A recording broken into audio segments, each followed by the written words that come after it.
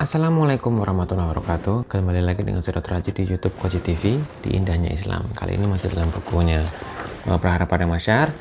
Kita kemarin sudah membahas tentang bagian hisab untuk orang-orang mukmin. Sekarang kita akan masuk ke bagian hisab untuk golongan orang-orang kafir. Bagaimana isinya? Saksikan setelah yang satu ini.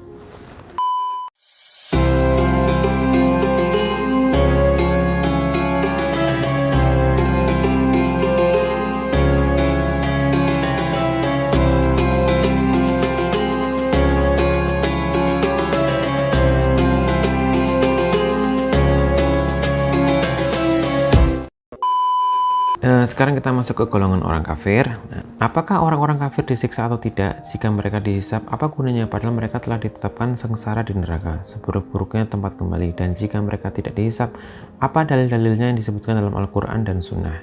Syekhul Islam Ibnu Taimiyah menjelaskan, masalah ini diperdebatkan oleh kalangan terakhir murid-murid Imam Ahmad dan lainnya.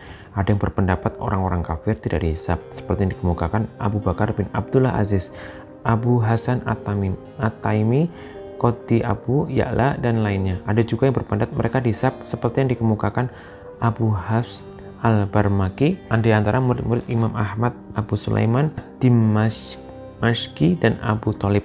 Nah, ini jadi ada dua pendapat tentang apakah orang kafir itu dihisab atau tidak. Nah, pendapat yang benar adalah orang-orang kafir dihisab seperti yang ditunjukkan oleh dalil-dalil yang jelas dalam kitab Allah dan sunnah Rasulullah. Nanti kita lihat ya dalil-dalilnya ya.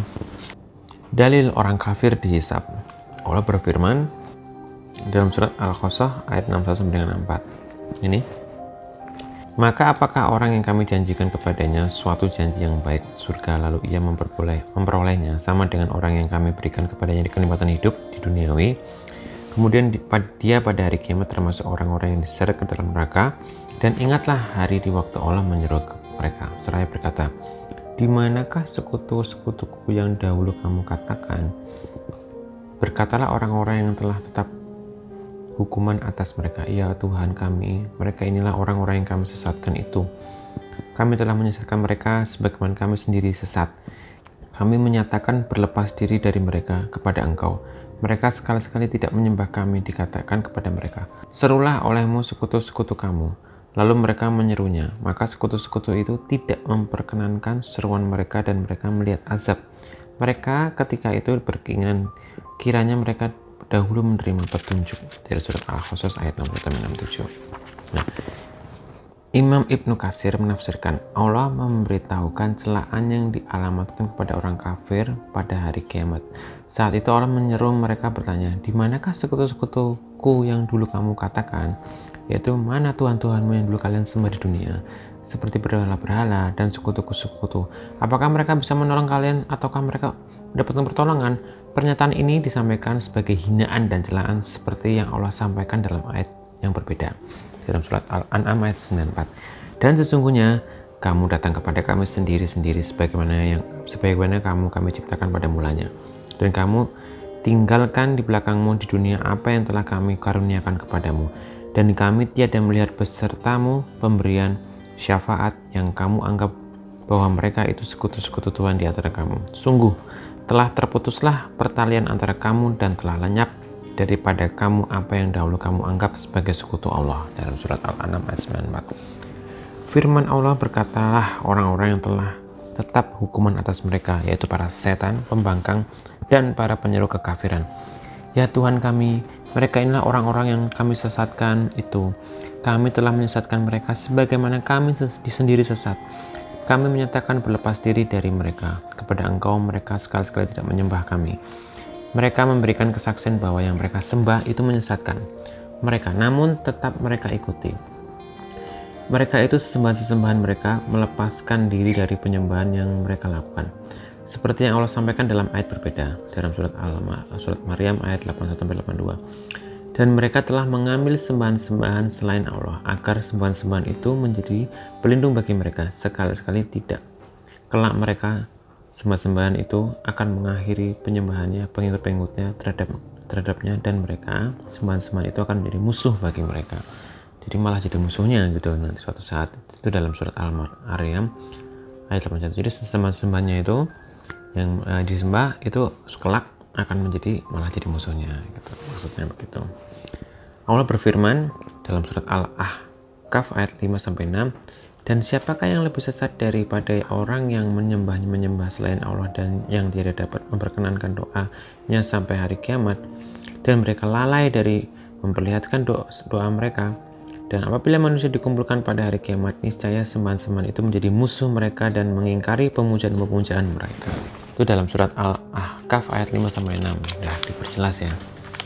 Karena itu Allah berfirman, dikatakan kepada mereka, serulah olehmu sekutu-sekutu kamu untuk melepaskan kalian dari siksa yang menimpa kalian seperti yang kalian harapkan ketika berada di dunia.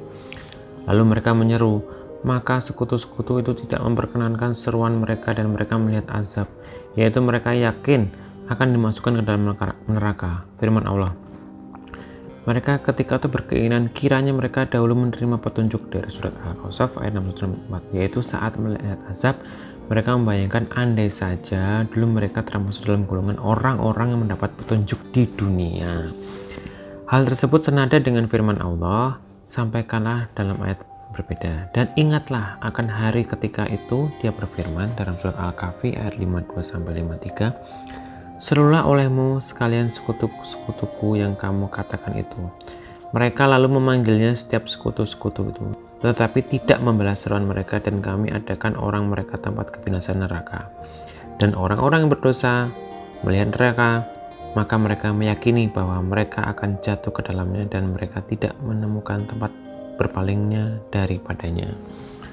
Surat Al-Kahfi ayat 52-53. Dalam firman-Nya surat Al-Qasas ayat 65-66, dan ingatlah hari di waktu Allah menyeru mereka seraya berkata, apakah jawabanmu kepada para rasul? Maka gelaplah bagi mereka segala macam alasan pada hari itu, karena itu mereka tidak saling tanya menanya. Imam Ibnu Katsir menafsirkan firman Allah, dan ingatlah hari di waktu Allah menyeru mereka seraya berkata, apakah jawabanmu kepada Rasul? Surat pertama tentang pertanyaan tauhid. Ayat ini menyiratkan penegasan nubuat. Apa ya jawaban kalian terhadap para Rasul? Seperti apa kondisi kalian bersama para Rasul? Ini seperti pertanyaan kubur, siapa Robmu dan apa agamamu? Bagi hamba yang beriman, ia bersaksi bahwa tidak ada Tuhan yang berhak disembah selain Allah dan Muhammad adalah hamba dan Rasulnya. Sementara orang kafir akan mengatakan, aku tidak tahu. Karena itu orang kafir tidak memiliki jawaban apapun pada hari kiamat. Sebab orang yang di dunia ini buta dari petunjuk, di akhirat kelak lebih buta dan lebih sesat. Karena itu Allah berfirman, maka gelaplah bagi mereka segala macam alasan pada hari itu. Karena itu mereka tidak saling bertanya menanya. Dalam surat Al-Qasas ayat 66. Mujahid menjelaskan alasan-alasan mereka gelap, mereka tidak saling bertanya tentang nasab. Allah berfirman dalam surat Al-Mu'minun ayat 103 sampai dengan 104, dan barang siapa yang ringan timbangannya, maka mereka itulah orang-orang yang merugikan dirinya sendiri. Mereka kekal di dalam neraka jahanam, muka mereka dibakar api neraka, dan mereka di dalam nerakaku itu dalam keadaan cacat. Dalam surat Al-Mu'minun ayat 103 sampai dengan 104. Imam Ibnu Katsir menafsirkan firman Allah, dan barang siapa yang ringan timbangannya, yaitu timbangan keburukannya lebih berat ketimbang amalan-amalan baiknya, maka mereka itulah orang-orang yang merugikan dirinya sendiri, yaitu rugi dan binasa. Mereka meraih kerugian, mereka kekal dalam neraka jahanam, yaitu mereka yang berada di sana selama-lamanya, tidak akan pernah berpindah. Muka mereka dibakar api neraka, seperti yang Allah sampaikan dalam ayat berbeda.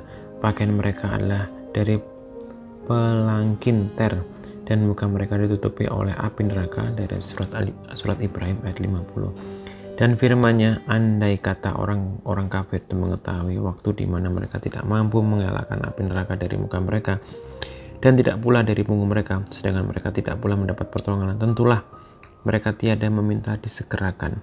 Dari surat Al-Anbiya ayat 39, dan mereka di dalam neraka itu dalam keadaan cacat. Dari surat Al-Mu'min 104. Ibnu Abbas menyatakan, yaitu mereka bermuka masam. Abdullah bin Mas'ud berkata, dan mereka di dalam neraka itu dalam keadaan cacat.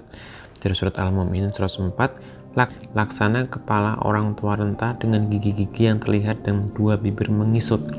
Allah berfirman dalam surat Al-Zalzalah ayat 6-8, pada hari itu manusia keluar dari kuburannya dalam keadaan bermacam-macam, supaya diperlihatkan kepada mereka balasan pekerjaan mereka.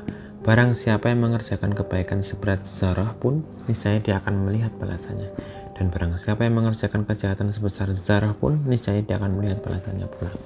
Dalam surat Al-Zalzalah ayat 6 sampai dengan 8. Syekh Said menjelaskan, pada hari itu manusia keluar dari kuburannya, dari tempat pemberhentiannya hari kiamat saat Allah memutuskan perkara mereka semua dalam keadaan bermacam-macam, yaitu berbagai kelompok yang berbeda dan terpisah, supaya diperlihatkan kepada mereka balasan pekerjaan mereka, yaitu agar Allah memperlihatkan amal baik dan buruk mereka. Setelah itu balasannya yang sempurna diperlihatkan. Barang siapa yang mengerjakan kebaikan seberat zarah pun, niscaya dia akan melihat balasannya. Dan barang siapa yang mengerjakan kejahatan sebesar zarah pun, niscaya dia akan melihat balasannya pula. Dalam surat Az-Zalzalah ayat 6 sampai dengan 8. Ini menyakup kebaikan dan keburukan serta keseluruhan. Sebab ketika zarah yang merupakan benda paling kecil saja terlihat oleh hamba, berarti yang lebih besar tentu lebih diketahui, seperti Allah sampaikan dalam ayat yang berbeda. Jadi surat Ali Imran ayat 30. Pada hari ketika tiap-tiap diri mendapati segala kebajikan dihadapkannya di mukanya, begitu pula kejahatan yang telah dikerjakannya. Ia ingin kalau kiranya antara ia dengan hari itu adalah ada masa yang jauh, maka Allah memperingatkan kamu terhadap siksanya. Dan Allah sangat penyayang kepada hamba-hambanya. Itu dari surat Al Imran ayat 30. Mereka melihat amalan yang telah mereka lakukan di hadapan mereka. Ayat ini merupakan puncak dorongan untuk melakukan amal baik meski sedikit, juga peringatan untuk melakukan keburukan meski tidak seberapa.